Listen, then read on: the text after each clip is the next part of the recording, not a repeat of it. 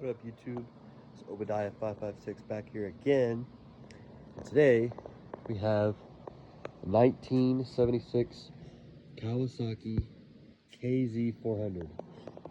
Got this thing off Facebook Marketplace. It's only got 6,300 miles on it for 500 bucks. Crazy find. Original tank. Look at this. Burnt orange. This thing is in such good shape.